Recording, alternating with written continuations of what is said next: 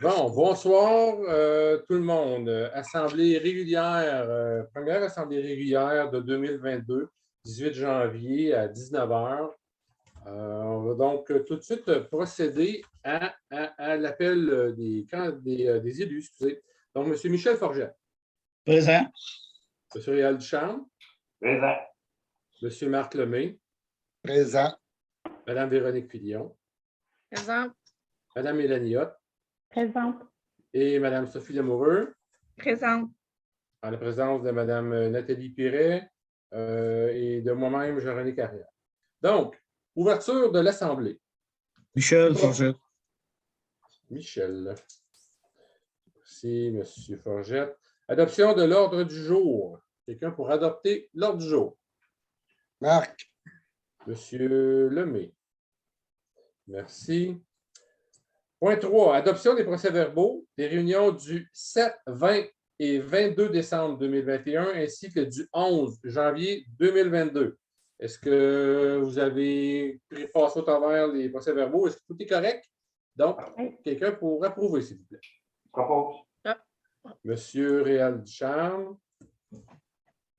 À propos du maire et des conseillers, en fait, qu'est-ce qu'on a à jaser à part la fermeture de l'urgence de Saint-André-Avelin? Donc, pour ceux qui vont visionner cette assemblée-là, on continue de regarder, de suivre ce qui se passe avec l'urgence. On est conscient que, on nous confirme à plusieurs reprises que c'est vraiment temporaire, c'est pour donner un coup de main donc à un centre hospitalier. La réouverture est toujours prévue pour le 28. Est-ce qu'on a des doutes? On en a tous un petit peu, mais on suit ça de poche. Mentionner aussi que la patinoire est enfin accessible pour les gens qui veulent aller faire du patinage. Il y a 2 patinoires, donc une de patinoire standard qu'on a à l'extérieur, puis une sur le terrain de balle. Puis avant de poursuivre, je vous demande de continuer à suivre les règles sanitaires parce qu'on voit certains.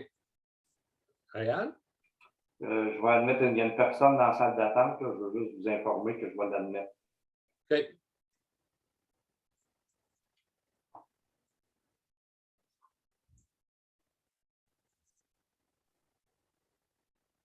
On fait une petite pause le temps qu'une personne se connecte et assiste à l'Assemblée.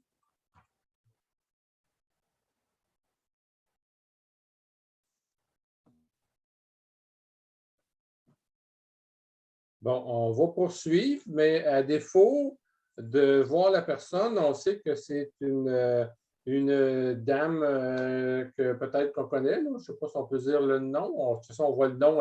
Les gens qui vont visionner vont voir le nom. C'est une personne du nom de famille de Labrosse. On peut se douter peut-être un petit peu si. Ah! Hey, bonsoir, Lorraine! Allô? Allô? Bon. Je m'excuse, Lorraine, on n'est pas tout à fait encore rendu à la période de questions. Ah, tu veux-tu que je quitte, là? Je peux quitter, là? Non, pas du tout. Mais je vais aller voir Distillerie 31. Mesdames et messieurs, je vous informe qu'on enregistre présentement, là. Hein? Oui. Oui. C'est pas grave, on va faire ça vite pour pas que tu manques ton district 31.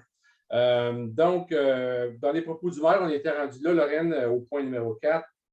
En finissant, donc, je voulais juste mentionner qu'un incitatif pour que les gens poursuivent les règles sanitaires, suivent les règles sanitaires parce que effectivement, je me promène, je prête une petite attention dans les endroits publics, puis on voit que quand rentre-sort, les lavages de main ne se font pas, puis on est encore dans un top de vague, fait que, s'il vous plaît, juste faire un petit peu attention. Est-ce qu'il y a des élus qui ont quelque chose à dire? Moi, je pourrais dire que donner des félicitations à l'équipe Montagne Blanche pour la piste de ski de fond qui était prête ce matin. Ils ont déjà travaillé dessus, puis c'est prêt à utiliser. Bravo, merci. Oui, mais bravo à toute l'équipe. Très utilisée d'ailleurs. Autre chose? C'est tout pour moi. Alors, on va poursuivre avec adoption des dépenses au point 5.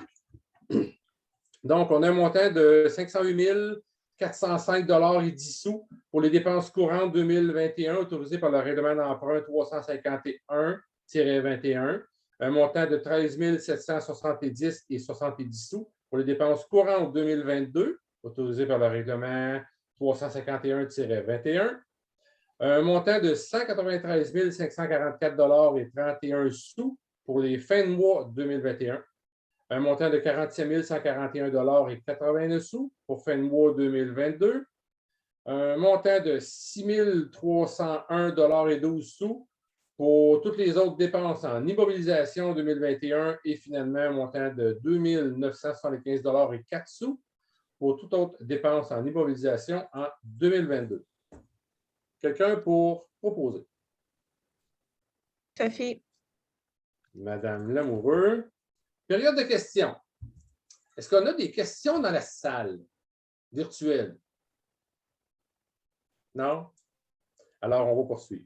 Donc, le point conseil, point 7.7.1.1, en fait, déroulement des séances du conseil lors de confinement. Alors, étant donné qu'on est en confinement, tant aussi longtemps que le décret ne sera pas levé, les rencontres conseil vont se dérouler par visioconférence. Et c'est une première pour le conseil de Saint-André-Avelin où on met le lien sur la page Facebook. Donc, pour ceux qui vont prendre connaissance après la rencontre, pour toute autre rencontre du conseil, il va y avoir un lien et vous pourrez vous connecter et suivre l'assemblée virtuelle. Quelqu'un pour proposer? Je propose. Donc, Mme Mélanie Hott. Le point 7.1.2, c'est la nomination de représentants à siéger au réseau Biblio de l'Outaouais, qui demande que 2 personnes de la municipalité soient assignées. Donc, il va y avoir Mme Véronique Filion en tant qu'élu municipal et M. Claude Saint-Jean en tant que responsable de la bibliothèque pour Saint-André-Avelin. Quelqu'un pour proposer? Sophie. Mme Sophie Lamoureux. Le point 7.1.3, c'est l'abolition du comité culturel. Donc, il va y avoir éventuellement une fusion avec les 2 comités. Quelqu'un pour proposer l'abolition? Je propose. Donc, M. Ducharme. 7.1.4, abolition du comité revitalisation de la zone agricole. Donc, le comité va être jumelé prochainement avec un autre comité. Qui propose? Je propose. Madame Véronique Filion. On s'en va maintenant en législation au point 7.2.1.1. C'est le dépôt d'une lettre de Dr. Marie-Ève Godin, médecin co-responsable de GMF de la Petite Nation, qui fait aussi du temps de travail à l'urgence de Saint-André-Avelin. On dépose la lettre, même si les médias se sont déjà emparés de cette lettre-là, en guise donc de support à la réouverture le plus tôt possible de l'urgence de Saint-André-Avelin. On dépose la lettre pour qu'elle soit donc accessible sur notre site. En fait, c'est un dépôt, donc pas besoin de personne pour le déposer. On suit maintenant avec le point en administration. Le point 7.3.1.1, c'est un mandat à la firme Servitec pour l'équilibration du rôle d'évaluation foncière triennale 2023, 24 et 25. Il a été fait il n'y a pas si longtemps que ça. Par contre, il y a tellement une grosse différence à cause du marché depuis, surtout dans la dernière année, que bon, là, on nous conseille très fortement de revoir notre rôle. Alors, on va faire une équilibration du rôle. Qui propose? Je propose. Madame Mélanie Hott. Ensuite, le point 7.3.2.1, renouvellement de la location de la salle La Parenté au complexe Roussel par la Commission des sports et loisirs des parcs de la CSLP en vue de produire leur bingo. Qui propose? Je propose. Madame, ça ne dérange pas, Véro? Vu que tu sièges sur le comité, je vais prendre M. Forget. Pas de problème. M. Michel Forget. Par contre, je peux le garder pour le prochain si tu veux. Le point 7.3.3.1, c'est un mandat de la préparation des plans et devis et surveillance des travaux pour des travaux de rechargement granulaire et de pavage sur le rang Saint-Joseph-Ouest dans le cadre d'une demande de subvention dans le programme PAVL, volet accélération. Qui propose? Je propose. Alors, Mme Véronique Filion, merci. On s'en va maintenant. Service incendie. C'est donc un dépôt du rapport mensuel du directeur du service incendie pour le mois de décembre. Ensuite de ça, un autre dépôt en urbanisme, le point 7511. C'est le dépôt du rapport mensuel du service d'urbanisme et d'environnement pour le mois de décembre 2021. Et finalement, également, non, c'est vrai, il n'y a pas eu de. Il faut y faire avoir encore. Il n'y a pas eu de CCU au mois de décembre, donc on n'a pas de procès-verbal à déposer. Ensuite, on s'en va en environnement. 7521, c'est une entente et autres formalités découlant de l'appel d'offres pour l'octroi d'un contrat de fourniture de luminaires de rue au DEL avec services connexes aux bénéfices des municipalités. C'est donc un appel d'offres à laquelle on veut participer avec la FQM, une initiative de la FQM. C'est Énergère qui a eu le meilleur pointage. Donc, si on vient à bout d'aller de l'avant, ça va être Énergère qui va faire la conversion de nos lumières de rue au DEL. C'est donc une résolution qu'ils ont besoin pour qu'on puisse faire partie du programme. Quelqu'un pour proposer? Je le propose. Monsieur Réal Ducharme. On s'en va en loisirs. 761. Mise en disponibilité et autorisation d'achat de vélos stationnaires pour, entre autres, le cardio-vélo. À moins que ça va d'autres choses, mais pour le cardio-vélo, c'est un montant total de 23 500 $. Nos vélos sont encore bons, mais ils rentrent dans l'usure. Ça va être pris quand même le fonds de roulement remboursable sur une période de 5 ans. Qui propose? Propose. Monsieur Michel Forgette, merci. 762. Autorisation, demande de subvention pour la Saint-Jean-Baptiste. C'est donc le directeur des loisirs qui va procéder à une demande de subvention en vue de la Saint-Jean. Qui propose? Je propose. Donc, Mme Sophie Lamoureux, merci. Ensuite, le point 763. Contrat pour la Saint-Jean-Baptiste. Donc, c'est un contrat avec la Tube Bleue et ProSon, en prévision donc du spectacle de Saint-Jean, pour un montant total, les deux ensemble, de 6 204,44 sous. Qui propose? Mélanie. Donc, Mme Mélanie Hott. Ensuite, le point 764. Réparation de carrosserie du camion GMC Sierra année 2012. Ça, c'est le camion pick-up qui est au loisir, qui a grandement besoin d'amour. C'est un montant, donc. Pardon? Il y a besoin d'une beauté.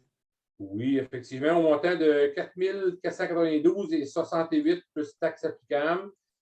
C'est monsieur de carrosserie Gauthier qui avait le prix le plus bas. Qui propose? Marc. Propose. Monsieur Marc Lemay, merci. Le point 765, modification à la résolution numéro 2112-406, qui est la reconduction du bail de location pour la tenue de la clinique de vaccination COVID-19. C'est donc un bail qu'on a avec le CISSO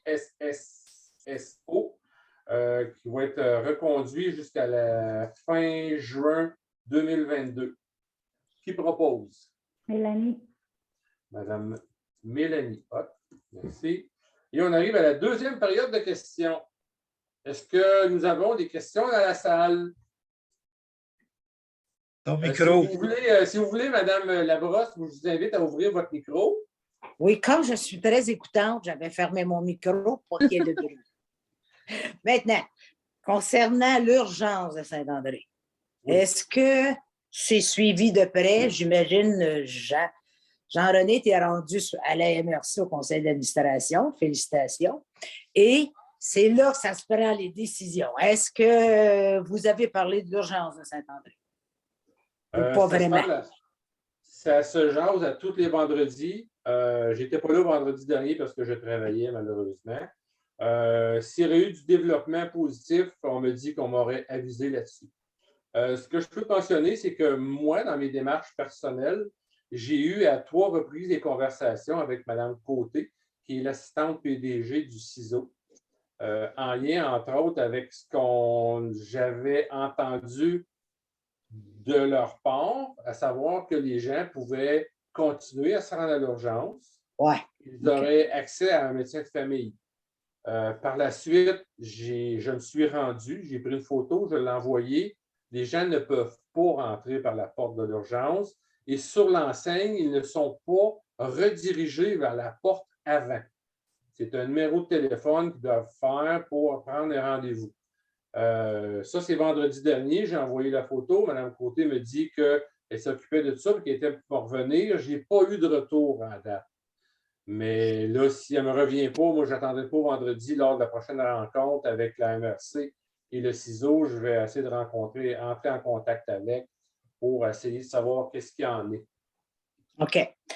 Je voudrais vous annoncer aussi que le centre de pédiatrie,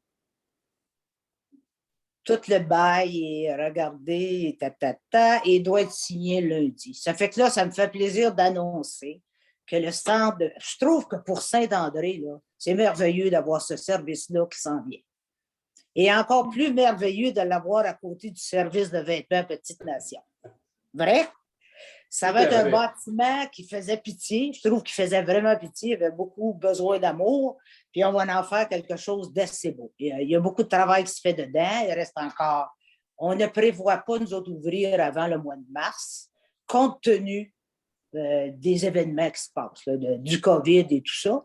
Mais je pense que les gens vont être contents. Ça va être vraiment bien pour Saint-André. Dois-je comprendre qu'avant de faire l'ouverture, vous allez inviter les élus? Ah, ça, c'est certain, puis avec un grand plaisir. La première des choses qu'on va faire très bientôt, on veut demander des bénévoles.